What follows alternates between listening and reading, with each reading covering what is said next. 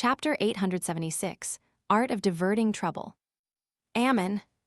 Klein's pupils constricted, and although he looked normal on the surface, he tensed up significantly with his heart churning with waves of alarm. Although he had kept using Ammon to scare the grandpa in Leonard's body, as well as the Marauder Pathway demigod beside Hazel, he was only using the name. He never expected that this blasphemer, a king of angels, would arrive in Backland so quickly. He was even looking for the organization that believed in the fool. In fact, although it's surprising, it's understandable. With Backland having an angel and demigod of the Marauder Pathway, it's only a matter of time before Ammon arrives based on the law of beyonder characteristics convergence.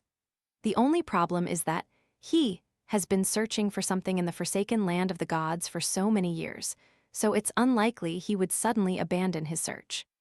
Besides, his mausoleum in the outskirts of Backland has been destroyed by the machinery hivemind, making it difficult for him to come and go as he pleases. Therefore, this is his main body but an avatar that exists in the northern continent. An angel of the Marauder Pathway should be good at using worms of time to create avatars. Ammon must be stronger than them. Klein's thoughts raced as fast as lightning as he gradually came to a certain conclusion. At times, he even suspected that the mythical creature of the Marauder Pathway was a bunch of worms of time that combined together via a certain method. As a Marauder Pathway's king of angels before the cataclysm, Ammon definitely knows what the name, the Fool, means and can detect the corresponding aura. He might even wish to steal control over the gray fog. He came here for the Fool this time. This is really going to be a headache. After his initial shock, Klein gradually composed himself. What he was most afraid of now was that he would end up encountering blasphemer Ammon because of the law of beyonder characteristics convergence, and Ammon was clearly able to detect his uniqueness. When that happens, it might not even cause a stir before the so-called the Fool had to consider if he could be resurrected. After all, this was a king of angels, an existence just second to a true god. Furthermore, the Marauder Pathway was always known for their deceit and concealment. Ammon wasn't necessarily afraid to take action, even in Backland. Perhaps stealing the fate of others was a strength of his. From the looks of it, temporarily leaving Backland to head for West Balam might not be a bad choice. Anyway, the biggest problem stems from myself. If I had already advanced and become a bizarro sorcerer, I'll be able to hide the gray fog's aura. Even if I encounter Ammon, I won't have to be afraid of exposing anything. Klein drew a silent breath as he once again felt a sense of urgency. He needed to quickly push open the door to Sequence 4, change his existence, and become a demigod. For this, he needed to work harder, be it making another marionette, acting at a deeper level to speed up his digestion, or gathering the corresponding ingredients. Phew, Backland really is a terrifying place. If Ouroboros hasn't left, or if he has already returned, just the ones I know would number 5 angels, including 2 kings of angels. I haven't included the royal family and military who use Backland as their base. I haven't included the underground evil spirit whose whereabouts are unknown. A former king of angels that fused with the wills of 2 other angels. If the Rose School of Thought's abomination Sua comes in pursuit of Jayaman Sparrow, that would really be a bustle. This would be nothing compared to the demigod-level battle outside Bayam City. Klein looked at the sketch drawn by Ian as he vaguely shook his head. Okay, got it. He shook his head. To Ian and Merrick, he had said so because he didn't know the monocled man, but in fact, he was expressing his exasperation. I'll have to leave. I'll reply to you before midnight. Klein took off his hat and bowed, slowly walking out of the billiard room. He then teleported back to 160 Birkeland Street from a secluded alley outside the Bravehearts bar. Inside his master bedroom, the first thing he considered was Miss Sharon's and Merrick's request, but on how he was to deal with the problems that Ammon brought with him. In such aspects, being rather experienced, he quickly came up with an idea. It was to find something for Ammon to do to draw his attention away. As for what that was, it was definitely something he found irresistible, something that he would definitely be interested in. For example, an angel from the Marauder Pathway, Palaz Zoroast. Perhaps this was key to Ammon's ability to become a sequence zero true god. It would be something far more important than finding the organization that believed in the fool. Of course, Klein definitely wouldn't directly sell out Leonard's grandpa, because he had yet to show any ill intent to date. His thoughts were simple. It was to inform this matter to Pallas Zarost that Ammon was already in Backland. He wanted to see the reaction of the angel who had survived since the fourth epoch. Then, he would follow up based on the situation. If that grandpa is helpless against Ammon, who's likely only an avatar, he can only get Leonard to use the excuse of a mission to leave Backland to hide from Ammon. As for me, I'll have to bring forward my trip to West Balem. I'll just say that it has something important to do with my network. I'll secretly teleport back for the placenta blood when Snake of Fate Will Ossipton is born. Klein arrived at a decision as he took out a piece of paper and wrote, Ammon has arrived. Folding the letter and putting it into an envelope, Klein took out the adventurer's harmonica and blew hard. When Rionette Tynecare appeared, he took out a gold coin from his pocket and pressed it on the envelope. This was one of the 10 gold coins that he had gotten Richardson to exchange for him in the afternoon. It was to maintain his image of Dwayne Dance to being equal to someone at the level of Pallas Zarost.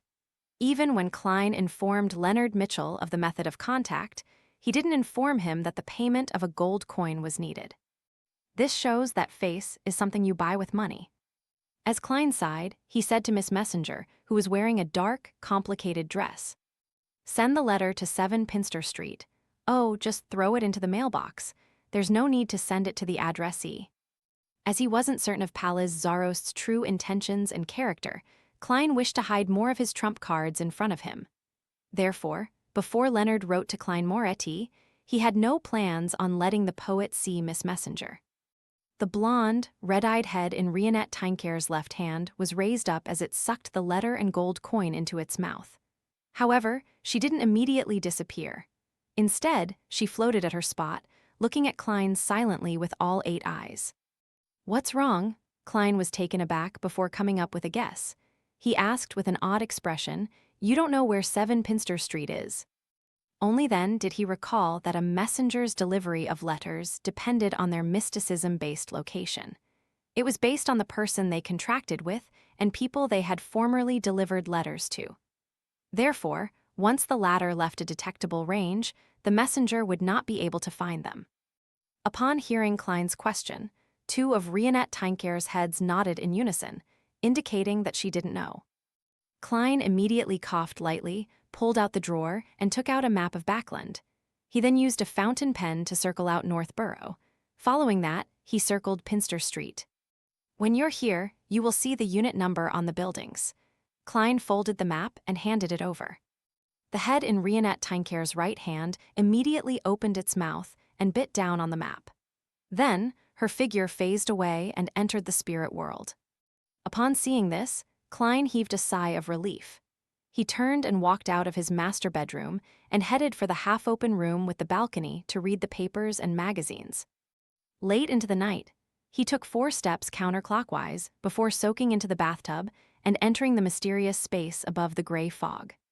Helping Sharon and Merrick obtain the Tutenses, Aye Mummy is dangerous. Klein took off the topaz pendant on his left wrist and let it hang to perform a divination.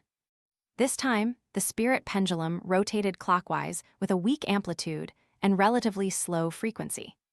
This means that the danger isn't too great. Furthermore, even if it's a trap targeted at Miss Sharon and Merrick, there's no need for the present me to be too afraid. Klein beckoned with his hand as he made a translucent miniature, black crystal card fly to him. This was the Fate Siphon Charm.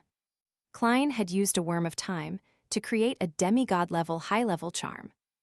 Right on the heels of that, he summoned Creeping Hunger and the Sea God Scepter. Wearing the former, he picked up the latter and recorded Lightning Storm and Hurricane.